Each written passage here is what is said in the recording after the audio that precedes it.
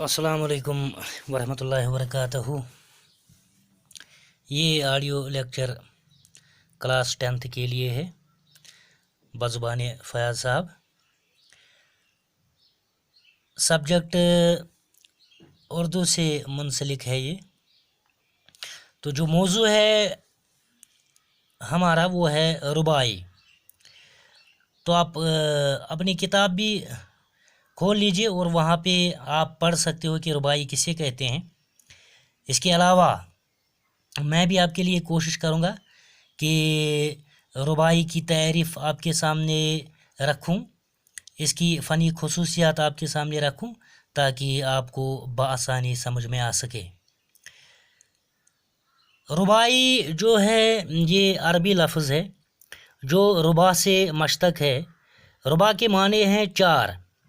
चूँकि ये चार मिसरों पर या दो बीतों पर मुश्तमिल होती है, मतलब इसमें चार मिसरे होते हैं। बीत हो गए शेर, मतलब दो इशार इसमें होते हैं, इसीलिए रुबाई कहलाती है। तो ये इसके लगवी माने हैं।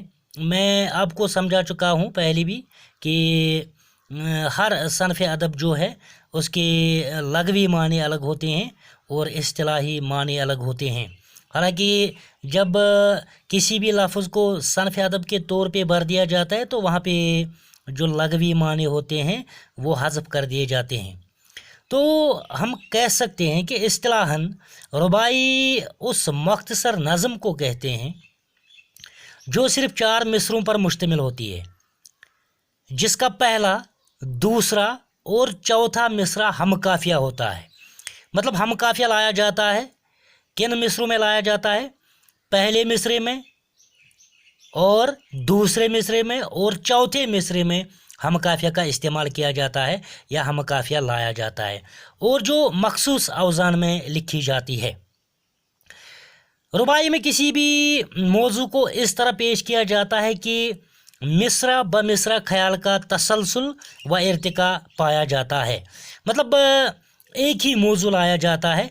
जैसे कि मैं आपको पहले भी बता चुका हूँ कि ये नज़म की एक शाख है और नज़म में एक ही मौजू पे ख़यालात का इज़हार किया जाता है। तो यहाँ पे भी मिसरा ब मिसरा ख़याल का तसलसल व इर्तिका पाया जाता है और चौथे मिसरे में ख़याल अपनी तकमील को पहुँचता है।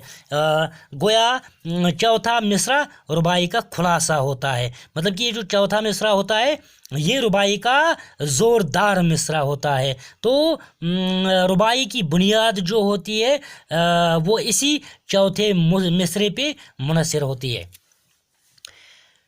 तो रुबाई के मौज़ूआत की बात अगर की जाए, रुबाई के लिए कोई ख़ास मौजू या मज़मून मुख्तस नहीं।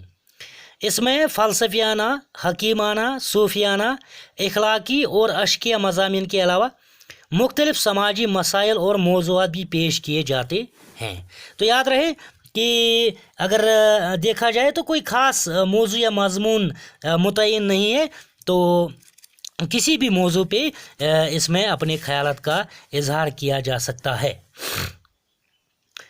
तो याद रहे रुबाई उस मुख्तसर नज़म को कहते हैं जो चार मिसरों या दो इशार पर मुश्तमिल होती है, जिसमें अमूमन पहला, दूसरा और चौथा मिसरा हम काफ़िया होता है। तो इसके बाद रुबाई किसी ख़ास मौजू या मज़मून की पाबंद नहीं। इसमें याद रखना, इसमें हकीमाना, सूफियाना, फ़लसफियाना, इखलाकी, बज़मिया, अश्किया, खमरिया गर्ज़ कोई भी मौजू या मज़मून पेश किया जा सकता है, लेकिन इस बात का ख्याल रखा जाए या लिहाज रखा जाए कि मिसरा ब मिसरा ख़याल में तसलसल व इर्तिका पाया जाए और चौथे मिसरे पर पहुंचकर मज़मून मुकम्मल हो जाए। तो हम ये कह सकते हैं कि चौथा मिसरा क्लाइमैक्स का सा असर रखता है।